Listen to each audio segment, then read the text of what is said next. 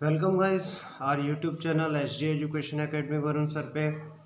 जैसा कि हमने इससे पहले वाले वीडियो में यूनिट 1 नंबर सिस्टम के बेसिक्स के बारे में समझा था।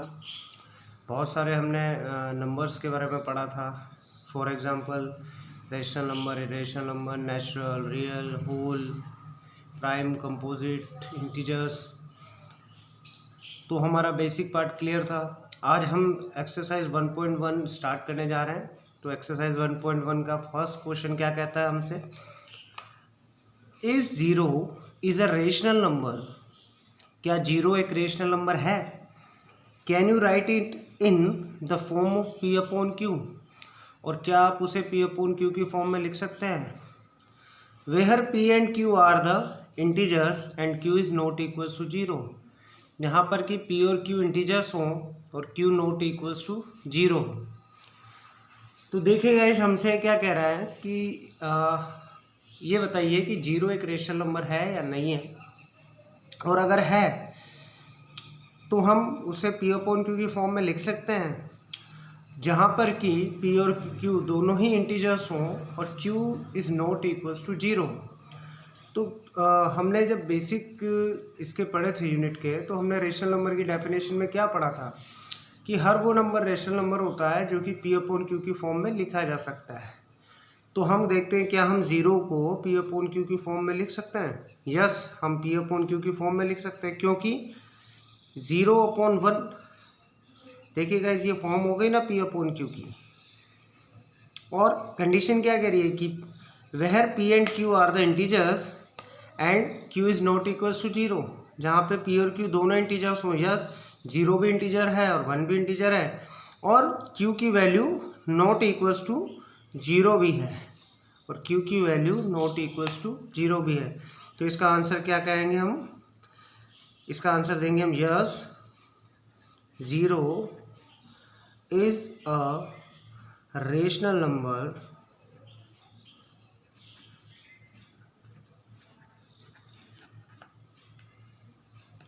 लो लीजिए गाइस। तो क्वेश्चन नंबर 1 हमारा कंप्लीट। अब हम चलते हैं क्वेश्चन नंबर 2 पर। देखिए गाइस, क्वेश्चन नंबर 2 हमसे क्या कह रहा है, find the 6 rational number between 3 and 4।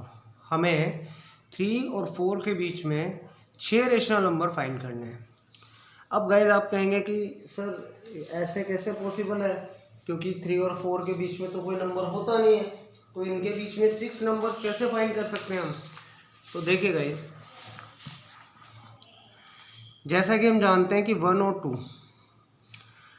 2 के बीच में हमें कोई नंबर दिखाई नहीं देता। हम कहते हैं नहीं यार, 1 के बाद तो 2 आता है, इनके बीच में कहाँ नंबर है। अब मैं आपको बताता हूँ, जब हम स्केल यूज़ करते हैं तो आपने देखा होगा 1 के बाद 2 होता है और बीच में ऐसे छोटे छोटे से बार बने होते हैं, 1 2 3 4 5 6 7 8 9, और ये 2 पे 10 हो जाता है। तो इस बार को हम क्या कहते हैं बेटा? 1.1।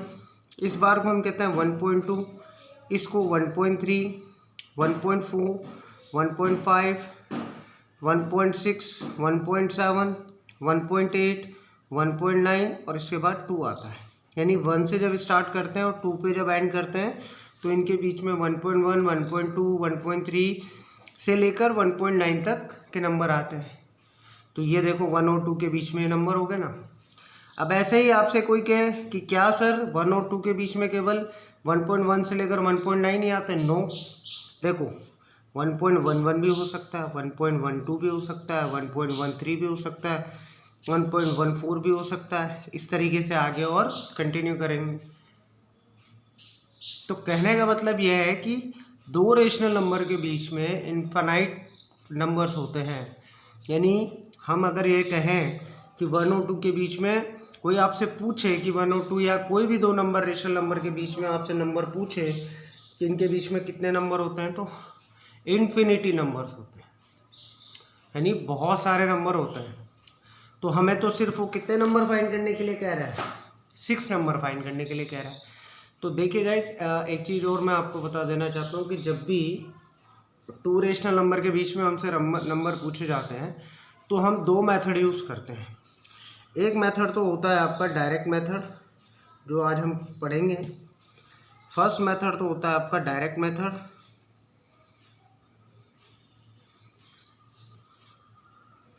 और एक मेथड होता है आपका एवरेज मेथड।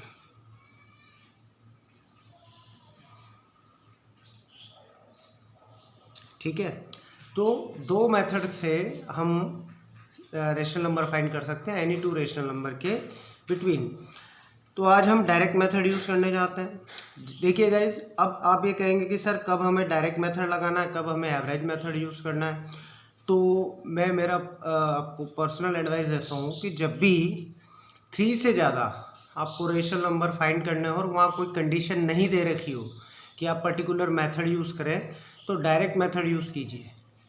लेकिन अगर आपको वहाँ कंडीशन दे दी जाए कि नहीं आपको तो एवरेज मेथड से ही करना है, तब तो आपके साथ मजबूरी है कि आपको एवरेज मेथड ही यूज़ करना रहेगा।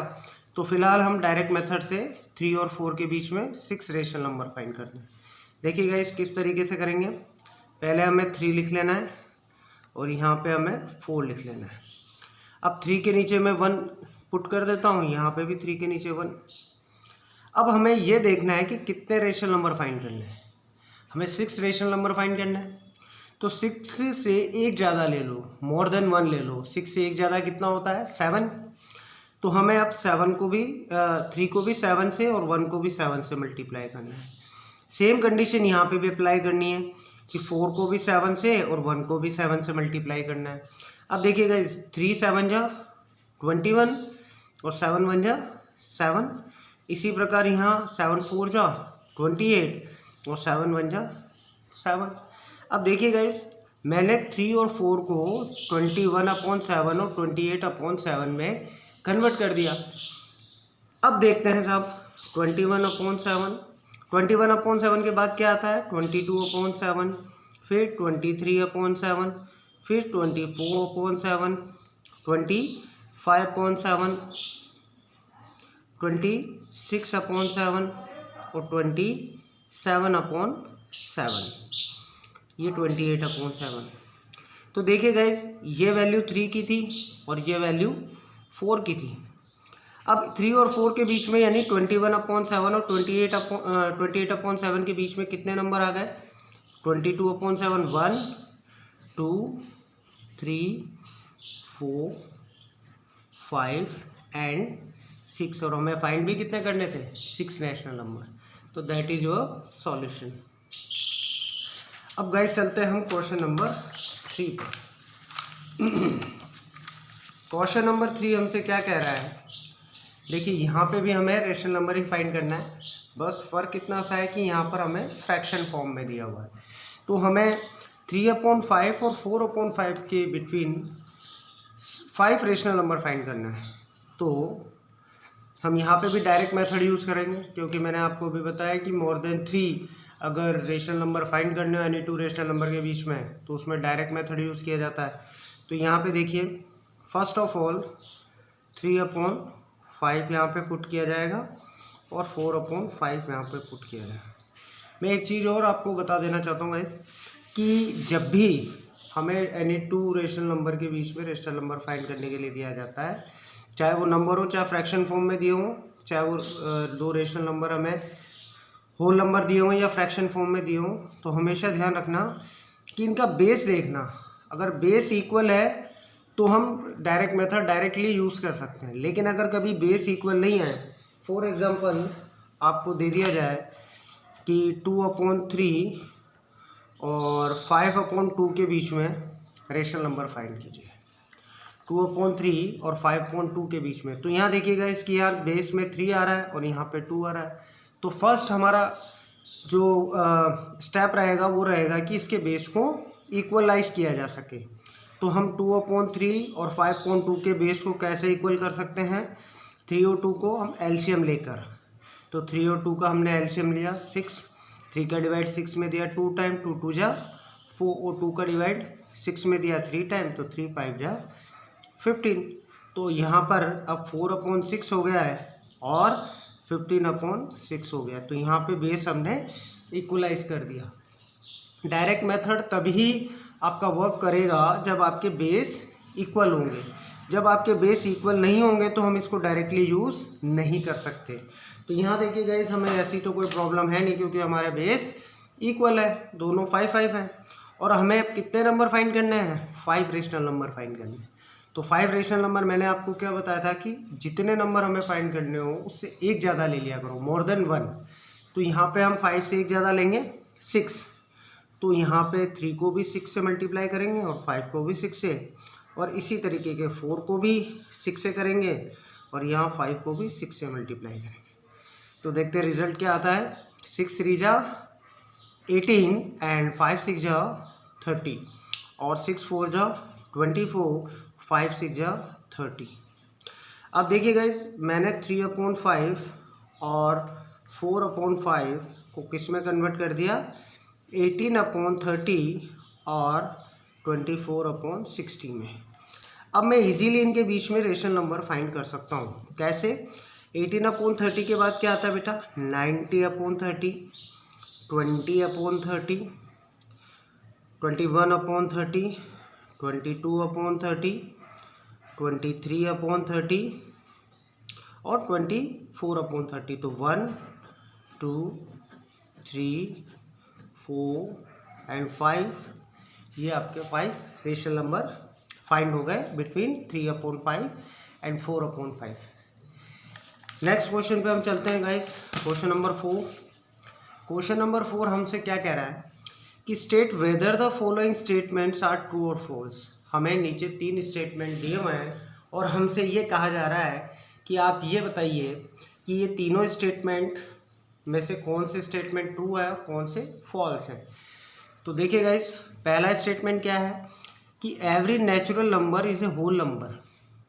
हर नेचुरल नंबर होल नंबर होता है। तो हमने जब बेसिक पढ़ा था तब हमने पढ़ा था कि नेचुरल नंबर क्या होते हैं बेटा? जो 1 से लेकर स्टार्ट 1 से स्टार्ट होते हैं और इन्फिनिटी तक चलते हैं, ठीक है। और होल नंबर क्या होते हैं? ये तो नेचुरल नंबर होते हैं। और होल नंबर क्या होते हैं? जो 0 से स्टार्ट होते हैं और इन्फिनिटी तक चलते हैं। तो इस तरीके से अगर हम देखें तो सारे नेचुरल नंबर तो होल नंबर में आएंगे सही, क्योंकि नेचुरल नंबर क्या होंगे? 1 2 3 4 5 से लेकर इन्फिनिटी, और ये 0 1 2 3 4 5 से लेकर इन्फिनिटी। तो सारे नेचुरल नंबर होल नंबर में तो इंक्लूड होंगे सही, सारे नेचुरल नंबर होल नंबर में तो आएंगे सही। तो हमसे कह भी तो यही रहा है कि every natural number is a whole number. तो ट्रू, सारे नेचुरल नंबर होल नंबर तो होते ही हैं, क्योंकि होल नंबर 0 से स्टार्ट होते हैं और नेचुरल नंबर 1 से स्टार्ट होते हैं। तो सारे नेचुरल नंबर तो ऑब्वियसली होल नंबर में इंक्लूड होंगे इसमें, ठीक है सर। अब देखते हैं सेकंड स्टेटमेंट हमसे क्या कह रहा है कि every integer is a whole number. सारे इंटीजर होल नंबर होते हैं, यस और नो? देखिए अभी मैंने आपको बेसिक वाला जो वीडियो बताया था उसके अंदर हमने पढ़ा था कि इंटीजर्स क्या होते हैं। ये नंबर लाइन है 0 1 2 3, राइट साइड पे हम पॉजिटिव इंटीजर्स लिखते हैं और लेफ्ट साइड पे हम नेगेटिव लिखते हैं। तो इंटीजर्स ये कह रहा है स्टेटमेंट में कि every integer is a whole number. क्या सारे इंटीजर होल नंबर होते हैं? अब देखिए गाइस हम जानते हैं कि होल नंबर 0 से स्टार्ट होते हैं, लेकिन इंटीजर्स की कैटेगरी में तो ये नेगेटिव इंटीजर्स भी आते हैं, तो ये तो होल नंबर नहीं होते हैं ना। तो ये हमसे कह रहा है कि एवरी इंटीजर होल नंबर, तो यहाँ पे क्या आ जाएगा? नो, यानी फॉल्स। सारे इंटीजर्स होल नंबर नहीं होते, ओनली 0 एंड पॉजिटिव इंटीजर ही होल नंबर होते हैं, नेगेटिव इंटीजर होल नंबर नहीं होते हैं। नेक्स्ट स्टेटमेंट में हमसे क्या कह रहा है गाइस कि every rational number is a whole number. क्या सारे रेशनल नंबर होल नंबर होते हैं? यस और no? Every rational number is a whole number. अभी देखिए आप, हमने बेसिक वाले वीडियो में पढ़ा था कि रेशनल नंबर क्या होते हैं। हर वो नंबर जिनको P/Q की फॉर्म में लिखा जा सकता है वो रेशनल नंबर होते हैं। क्या सारे नंबर्स होल नंबर की कैटेगरी में आएंगे? क्या सारे रेशनल नंबर होल नंबर की कैटेगरी में आएंगे? चलिए देखते हैं। मान लेते हैं कि एक नंबर है 2/3, या एक नंबर ले लेते हैं 3/2, ठीक है। अगर मैं इसको डेसिमल में कन्वर्ट करूँ तो इसका आंसर क्या आएगा मेरा 1.5। और हमने होल नंबर की जो डेफिनेशन पढ़ी थी उनमें हमने क्या पढ़ा था कि 0, 1, 2, 3, 4, 5 ये वाले नंबर होल नंबर होते हैं जो 0 से स्टार्ट होते हैं और इन्फिनिटी तक चलते हैं। क्या उनमें 1.5 इंक्लूड किया जाएगा? और क्या नेगेटिव इंटीजर्स जो कि मान लेते हैं कि -3/2 है तो -1.5 क्या ये होल नंबर की कैटेगरी में इंक्लूड किया जाएगा? क्या इसे हमें होल नंबर की कैटेगरी में रख सकते हैं? लेकिन ये रेशनल नंबर तो है, अगर ये होल नंबर नहीं है तो ये आवश्यक नहीं है, ये ज़रूरी नहीं है कि जितने भी रेशनल नंबर हो वो होल नंबर। हाँ, ये जैसे 1 है, 2 है, या 0 से स्टार्ट कर लो, 2 है, 3 है, 4 है, 5 है, ये सब तो रेशनल नंबर भी है और होल नंबर भी है। लेकिन अगर मैं इसकी बात करूं या इसकी बात करूं तो क्या हम इनको होल नंबर की कैटेगरी में रख सकते हैं? नहीं। मगर ये रेशनल नंबर तो है, तो इट मीन्स रिजल्ट क्या निकला कि सारे रेशनल नंबर होल नंबर नहीं होते हैं। तो यहाँ पे भी आंसर आपका क्या आ जाएगा? फॉल्स। तो ये लीजिए गाइस, आपका एक्सरसाइज नंबर 1.1 कंप्लीट। अब हम नेक्स्ट वीडियो में एक्सरसाइज 1.2 कंप्लीट करेंगे। उम्मीद है कि आप सबको अच्छे से समझ आ रहा होगा और आप प्लीज़ इस चैनल को सब्सक्राइब कीजिए, लाइक कीजिए, बेल आइकन को दबा दीजिए ताकि आपको जो भी नए वीडियो डालें उनकी नोटिफिकेशन मिलती रहे। Okay guys, good bye.